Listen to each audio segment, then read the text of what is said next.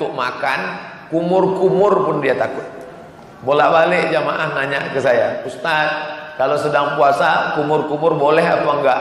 Kumur-kumur boleh, tapi katanya haram Ustaz kumur-kumur, nanti puasanya batal. Ghulu itu bukan cuma sikap ekstrim beragama, ekstrim dalam berkumur-kumur itu yang tak boleh.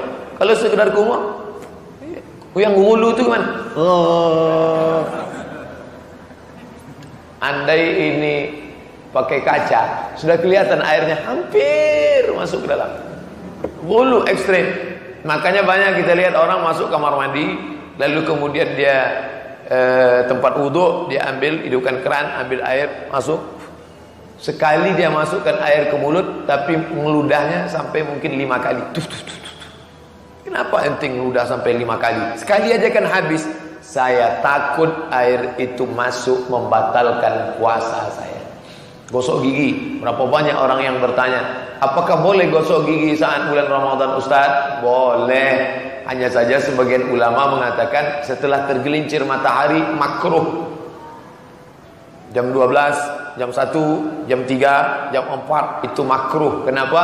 Karena saat itu dia dalam keadaan amat sangat haus, kering. Banyak orang yang lesu, lemah, letoy, loyo. Setelah gosok gigi segar. Maka dia khawatir puasanya batal.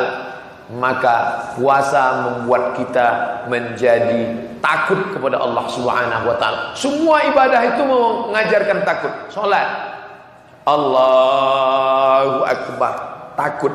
Mana ada orang salat matanya jelalatan. Cantik juga masjidnya. Hebat. Baru kali ini lihat mimbarnya begini, pakai batu-batu.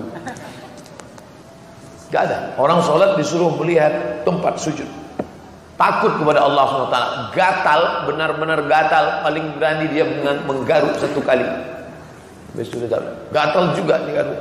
Gatal juga, berhenti, cari kalpana. Kena penyakit kurap, penyakit kulit. Oleh sebab itu sholat membuat orang merasa takut.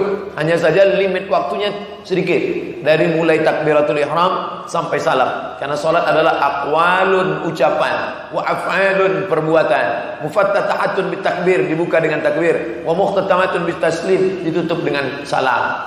Lalu kemudian puasa mendidik generasi ini untuk takut yang frekuensi waktunya lebih panjang. Berapa? 13 jam setengah. Dari mulai jam 5 azan subuh atau setengah 5 sampai buka puasa, terserah di mana. Di Sumatera jam 5 sampai 6.30, 13 jam setengah. Di sini pun di Pulau Jawa lebih kurang begitu juga. Andai dia setengah 5, nanti pukul 6, 13 jam setengah. Selama 13 jam setengah itu takut ngelihat sembarangan, puasa saya rusak. Takut berkata yang tidak benar, puasa saya rusak. Idza qulta li sahibika ansit, kalau kau katakan kepada saudaramu ketika khatib sedang naik khutbah Jumat, tiba-tiba engkau katakan kepada teman di sebelahmu, diam, faqad laghauta, engkau sudah melakukan perbuatan lagha. Wa man lagha fala jum'atalah, siapa yang melakukan perbuatan lagha tiada Jumat baginya. Bagi orang yang sedang sholat Jumat, singkat pendek, khutbah Jumat paling lama 30 menit selesai, tapi tetap dia takut ada yang lebih panjang. Apa itu?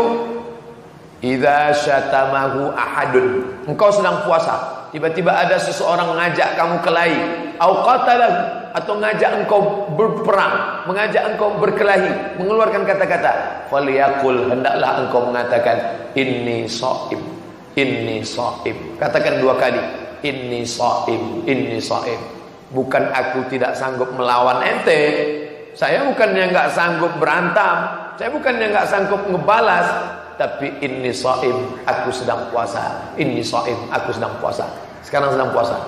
Tunggu ntar habis buka kalau mau tahu.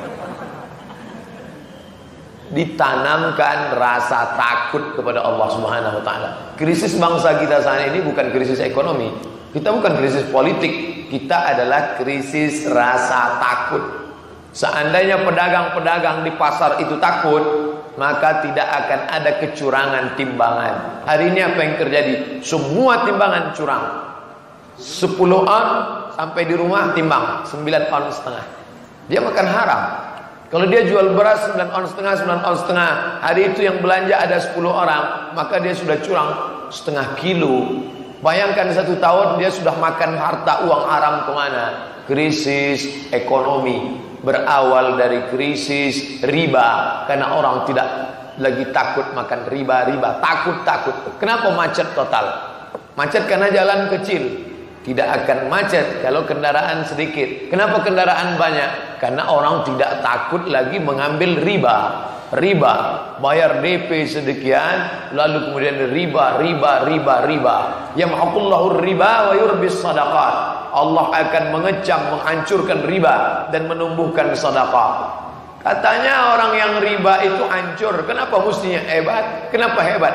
Dia sudah menghancurkan sendi-sendi yang lain. Perekonomian umat hancur. Anak-anak muda yang mau berkarir tidak lagi dapat dana segar dari orang-orang kaya, karena orang kaya menumpuk uangnya di bank konvensional, lalu setiap bulan dia mau hasil untung.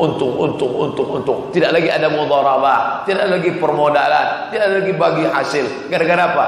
Orang tidak ada rasa takut. Rasa takut dalam hati orang hilang.